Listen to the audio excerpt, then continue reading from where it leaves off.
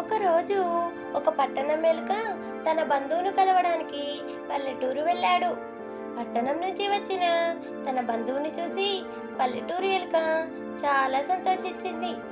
అతిథి మర్యాదలు చేయడానికి ఎక్కువ ఏమీ లేకపోయినా తన దగ్గర ఉన్న స్వల్పాహారంతో జున్ను ముక్క పండ్లు పెట్టి ఎంతో మర్యాద చేసింది. పట్టణం ఎలుక జున్ను ముక్కను చూసి, ఇదేంటి, నువ్వు ఇంకా జున్ను ముక్కలు తినే బ్రతుకుతున్నావా? నా మాట విని నాతో పట్నం వచ్చాయి. అక్కడ రోజు విందు భోజనం తినచ్చు.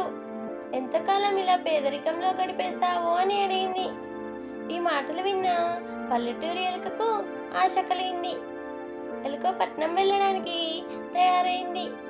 రెండు ఎలుకలు రోజంతా ప్రయాణం చేసి బాగా ఆకలితో పట్నం చేరుకున్నాయి.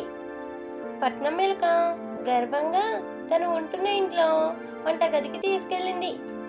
అక్కడ ఇంట్లో వాళ్ళు వండుకున్న భోజనం ఇద్దరు ఎలుకలకు పండుగ రోజు తినే విందు భోజనంగా అనిపించింది.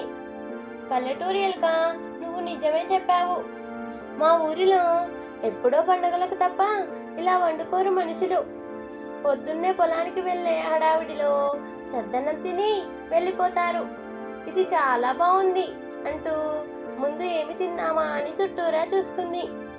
కానీ ఎలుకలు భోజనం ముట్టుకునే లోపల ఒక భయంకరమైన శబ్దం వినిపించింది. పల్లెటూరి ఎలుక కంగారు పడి, ఆ చప్పుడు ఏమిటి అని అడిగింది.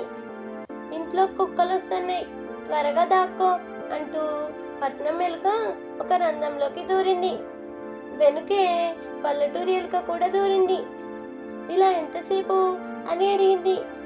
అవి అలానే వస్తూనే ఉంటాయి. అవి చూడనప్పుడు మనకు కావాల్సిన ఆహారం ఈ రంధ్రంలోకి తెచ్చుకొని హాయిగా తినొచ్చు అని పట్నం ఎలుక చెప్పింది.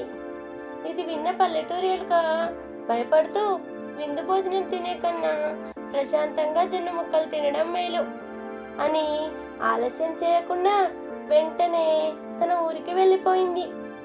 కథలో నీతి, భయంతో విలాసంగా జీవించటం కన్నా ప్రశాంతంగా సరళంగా జీవించటం మేలు.